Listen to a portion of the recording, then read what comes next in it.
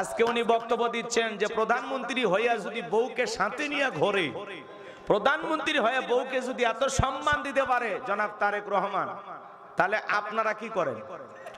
তখন হাসনাত আব্দুল্লাহ বলতেছে, আমাদের কাছে আমাদের বউ হলো রানীর মতো। বর্তমানে বাংলাদেশের সবচাইতে আলোচিত এমপির নাম হলো হাসনাত আব্দুল্লাহ। বয়সে তরুণ, বয়স কম, রক্ত গরম, এমন এমন বক্তব্য দেয় মাথা ঘুরে যায়। আজকে উনি বক্তব্য দিচ্ছেন যে প্রধানমন্ত্রী হইয়া যদি বউকে সাথে নিয়ে ঘোরে, প্রধানমন্ত্রী হয়ে বউকে যদি এত সম্মান দিতে পারে জনাব তারেক রহমান, তাহলে আপনারা কি করেন? তখন হাসনাত আব্দুল্লাহ বলতেছে, আমাদের কাছে আমাদের বউ হলো রানীর মতো। মারহাবা খান। বেচারার সাহস আছে। উনি বলতেছে প্রধানমন্ত্রী তারেক রহমান সব জায়গায় বউ নিয়ে যাইতেছে, উনি যদি প্রধানমন্ত্রী হইয়া বউকে এত সময় দেয়, বউকে এত সম্মান দেয়, সব সময় বউকে এভাবে আগলায় রাখে প্রধানমন্ত্রী হইয়া, তাহলে আমরা কি করতেছি? তাহলে আমাদের উচিত বউকে এভাবে আগলায় রাখা এবং বউকে প্রধানমন্ত্রীর মতো সম্মান দেওয়া। হাসনাত আব্দুল্লাহ একটা জিনিস, কথা কোন ঠিক কিনা?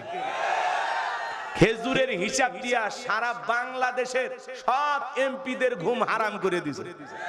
কথা বলে ঠিক কিনা? খেজুরের হিসাব দিয়ে।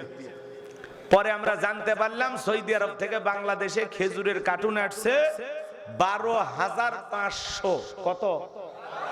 এই নওগাঁ জেলাতে আসছে, আমাদের বগুড়াতে আসছে 291 কার্টুন। কথা কি বুঝতে পারতেছেন? এরপরে একেবারে ঢালাও ভাবে কত কার্টুন কোন জেলা সব বরাদ্দ চলে এলো। এর আগে কিন্তু এই তালিকা আমরা দেখি নাই। এই হাসনাত আব্দুল্লাহর কারণেই গুমর ফাঁস হয়ে গেছে। কথা বলেন ঠিক কিনা? একবারে পুরো জাতির সামনে সব উন্মোচন। কয়েকদিন আগে আবার 10 লাখ টাকা বরাদ্দ পাইছেন, সেটা আবার কিভাবে খরচ করবেন সেটা আবার হিসাব দিচ্ছেন। আবার জনগণকে বলতেছেন, আপনারা জানেন আমার বেতন কত?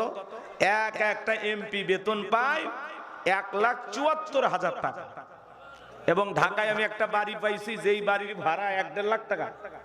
আপনাদের কারণে, আপনারা ভোট দিয়ে আমাকে নির্বাচিত করছেন, আমি এই 5 বছরের জন্য আমি আপনাদের চাকরি করতেছি, বিদায় আপনাদের সুখে দুঃখে পাশে থাকবো। আপনাদের একটি টাকাও আমার দ্বারা এদিক সেদিক হবে না। যা বরাদ্দ পাই টু পাই হিসাব আপনাদেরকে দেব। এই জন্য হাসনাত আব্দুল্লাহ একটা পেজ খুলছে, নাম দিয়েছে জবাবদিহিতা। মানে এই 5 বছর যদি এইভাবে প্রত্যেকটা এমপি কি পায়, এটা যদি হাসনাত আব্দুল্লাহর মাধ্যমে এইভাবে ফাঁস হতে থাকে, বাকি এমপিদের দুর্নীতি করা বন্ধ হয়ে যাবে। এই হলো তরুণদের পাওয়া। এই জন্য আজকে যুবকেরা আয়োজন করছে কারা? যুবকেরা। আলহামদুলিল্লাহ, আমি একেবারে বয়স খুব বেশি হয় নাই, মোটামুটি যুবকদের খাতারে আছি। যদি মনে করেন আর কি, তাহলে আয়োজকও যুবক, আমিও যুবক, বাংলাদেশের এমপিও 2-4 জন হয়েছে যুবক। কথা বলেন ঠিক কিনা? তাহলে সারা দেশে যেহেতু যুবকদের জয় জয়কার আশা করা যায়, যুবকদের মাধ্যমে সমাজ পরিবর্তন হবে। কথা বলেন ঠিক কিনা? যুবকেরা যদি জেগে থাকে, পথ হারাবে না বাংলাদেশ। কথা বলেন ঠিক কিনা? এরকম হাসনাত আব্দুল্লাহর মতো সৎ এমপি যদি বাংলাদেশের প্রত্যেকটি মানুষ পায়, বাংলাদেশ দুর্নীতি মুক্ত হবে, চাঁদাবাজ মুক্ত হবে, সন্ত্রাস মুক্ত হবে, দুর্নীতিবাজদের জায়গা বাংলার জমিনে হবে না, হবে না। এরকম সময়ের সাহসী যোদ্ধা এরাই আগামীতে বাংলাদেশকে আবারও নতুন করে পথ দেখাবে। কথা বলে ঠিক না? তো চলুন আমরা আলোচনা শুরু করি। ছোট্ট একটি সূরা আপনাদের সামনে তেলাওয়াত করেছি, সূরাটির নাম কাউসার। জোরে বলেন কি নাম? একটু মহব্বত আর ভালোবাসা নিয়ে আমার সঙ্গে সবাই একটু তেলাওয়াত করুন। ভাই রাগ করছেন নাকি আপনারা? বিরক্ত হন নাই তো? চলুন আমার সঙ্গে একটু মহব্বতে তেলাওয়াত করুন। আউযু বিল্লাহি মিনাশ শাইতানির রাজিম। বিসমিল্লাহির রাহমানির রাহিম। বিতাড়িত মর্দাত শয়তানের কাছ থেকে আল্লাহ পাকের কাছে আশ্রয় প্রার্থনা চাচ্ছি। পরম করুণাময় অসীম দয়ালু আল্লাহ তাআলার নামে শুরু করছি। ইন্না আ'তাইনাকাল কাউসার ফাসাল্লি লিরাব্বিকা ওয়ানহার ইন্না শানিয়াকা হুয়াল আবতার। আল্লাহু আকবার। যে কোনো আয়াত বা সূরার তাফসীর করতে হলে কোন প্রেক্ষাপটে কোন সময় আল্লাহ তাআলা সেই সূরাটি বা আয়াতটি নাজিল করেছেন, সেই নাজিলের প্রেক্ষাপট জানার দরকার আছে না নাই?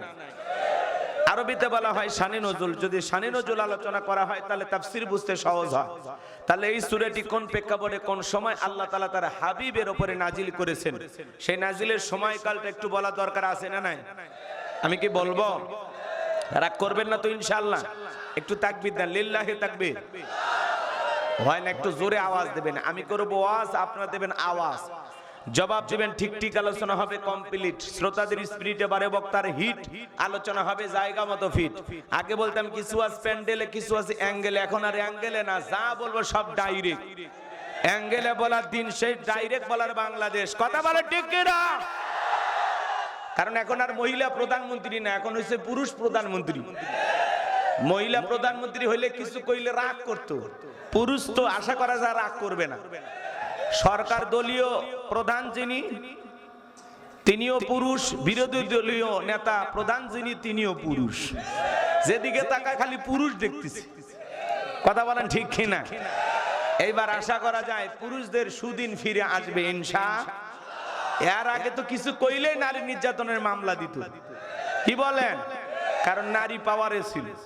এখন আলহামদুলিল্লাহ পুরুষ প্রধানমন্ত্রী। আশা করা যায় এদেশে আর পুরুষেরা নির্যাতিত থাকবে না। কথা বলেন ঠিক কিনা? এইবার যদি পুরুষেরা ঘর জামাইয়ের জায়গা থেকে মাথা উঁচু করে বাঁচতে পারে, কথা কোন ঠিক কিনা? হ্যাঁ, চলুন আমরা আলোচনা শুরু করি। ভয় আছে? ভয় ডরবিহীন ভাবে কোরআন এবং সুন্নাহর আলোকে বর্তমান প্রেক্ষাপটকে সামনে রেখে, বর্তমান বিশ্বকে সামনে রেখে আমরা আলোচনা করার চেষ্টা করব। আল্লাহ বক্তা শ্রোতা সবাইকে কথাগুলো বলার এবং শোনার এবং আমল করার তৌফিক দান করেন। জোরে বলুন আমিন। বিশেষ করে আমার জন্য দোয়া করবেন, আমি যেন আপনাদের সামনে সুন্দরভাবে এই বিষয়টা উপস্থাপন করতে পারি। আল্লাহ যেন সেই জ্ঞান, সেই তৌফিক আমারে দান করেন। চিল্লা এখন আমিন। আমার কোনো জ্ঞান নাই, জ্ঞান দেওয়ার মালিক কে? ক্বালু সুবহানাকা লা ইলমা লানা ইল্লা মা আল্লামতানা ইন্নাকা আনতাল আলিমুল হাকীম। বলুন সুবহানাল্লাহ। জ্ঞান দেওয়ার মালিক কে? আল্লাহর কাছে দয়া করুণা ভিক্ষা চেয়ে আমি আলোচনা শুরু করছি। তাহলে এই সূরাটি কোন প্রেক্ষাপটে নাজিল হয়েছে, সেই নাজিলের প্রেক্ষাপট কি একটু জানার দরকার আছে না নাই?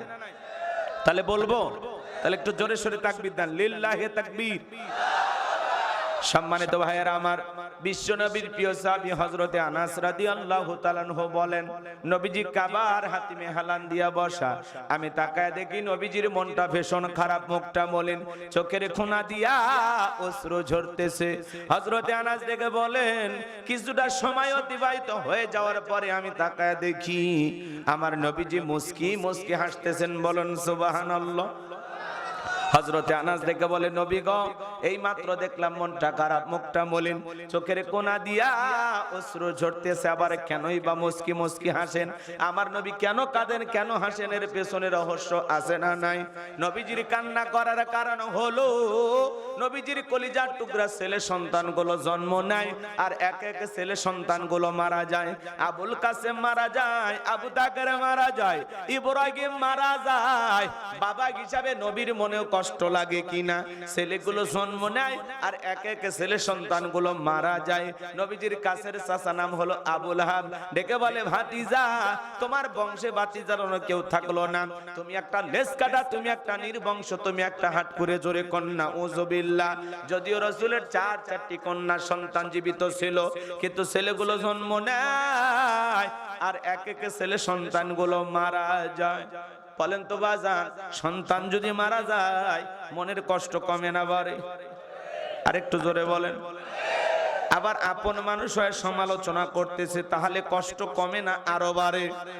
আপনারাই বলুন, আল্লাহ না করুক আপনার আমার সন্তান যদি মারা যায়, কাছের আত্মীয় স্বজনদের উচিত বিপদের দিনে সান্ত্বনা দেওয়া। কিন্তু নবীর চাচা আবু লাহাব এতটাই খারাপ, সান্ত্বনা দেওয়া তো দূরের কথা, ডেকে বলে ভাতিজা তুমি একটা লেজ কাটা, তুমি একটা নির্বংশ, তুমি একটা হাট করে জোরে কন্যা উযুবিল্লাহ। এ বাজান, এই পৃথিবীর জমিনে আল্লাহ রাব্বুল আলামিন অনেক নবী রাসূলকে পাঠিয়েছিলেন, তাদেরকে আল্লাহ রাব্বুল আলামিন সন্তান দিয়েছিলেন। তাদের সন্তানগুলো প্রাপ্ত বয়স পর্যন্ত, যৌবন পর্যন্ত পৃথিবীর জমিনে জীবিত ছিল, কিন্তু নবীজির একটা ছেলে সন্তানও কেন জীবিত থাকলো না?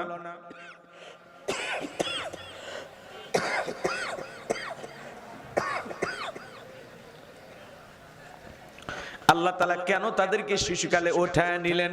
এর পেছনে কারণ আছে না নাই? নবীজির একটা ছেলে সন্তান পৃথিবীর জমিনে আল্লাহ তাআলা কেন জীবিত রাখলেন না? প্রত্যেকটি সন্তানকে আল্লাহ কেন উঠায় নিলেন? এর পেছনে কারণ আছে না নাই? নবীজির ছেলে সন্তানগুলো শিশুকালে বিদায় নেওয়ার পেছনে কারণ আছে তিনটি। জোরে বলেন কয়টি?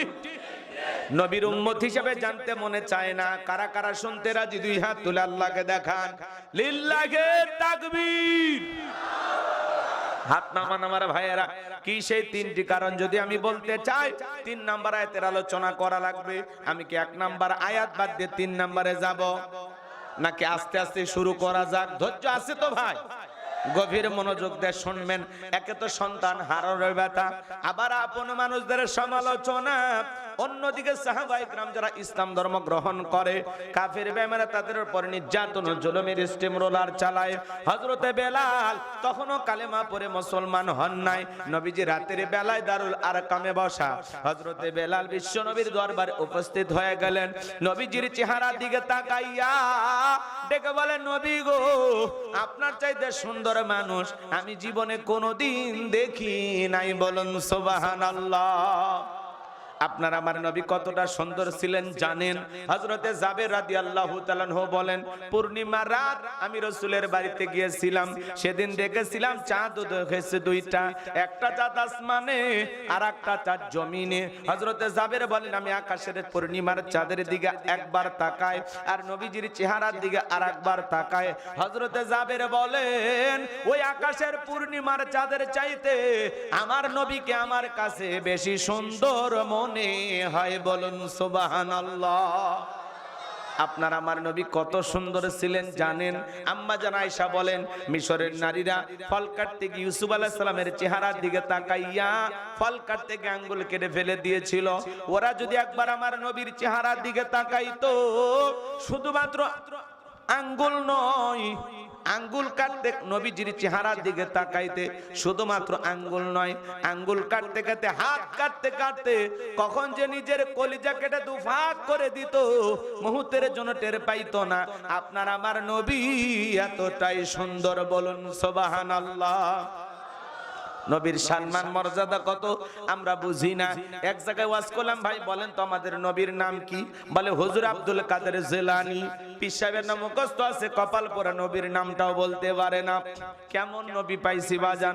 আম্মা জান আয়েশা বলেন, ও দুনিয়ার মানুষ, তোমাদের একটা সূর্য আছে, আমি আয়েশারও একটা সূর্য আছে। তোমাদের সূর্য উদয় হয় দিনের বেলায়, আর আমি আয়েশার সূর্য উদয় হয় রাতের বেলায়। আম্মা জান আয়েশা ডেকে বলেন, একদিন আমি সেলাইয়ের কাজ করতেছিলাম রাত্রি বেলায়, হঠাৎ করে হাত থেকে সুইটা পড়ে গেল। বাতিতে কোনো তেল ছিল না, বাতি জ্বালাইতে পারলাম না, অপেক্ষায় বসে থাকলাম। নবী যখন এশার সালাত আদায় করার পরে ঘরের ভিতরে প্রবেশ করে সর্বপ্রথম নবীজি আম্মা জান আয়েশাকে সালাম দিলেন। নবী ঘরে ঢুকে স্ত্রীকে কি দিলেন? সালাম দিলেন। আপনি আমি যখন ঘরে প্রবেশ করব, বলেন তো স্ত্রীকে সালাম দেওয়া দরকার আছে না নাই? বাড়িতে যাই স্ত্রীকে সালাম দিবেন, আসসালামু আলাইকুম রহিমা, কেমন আছো সোনা?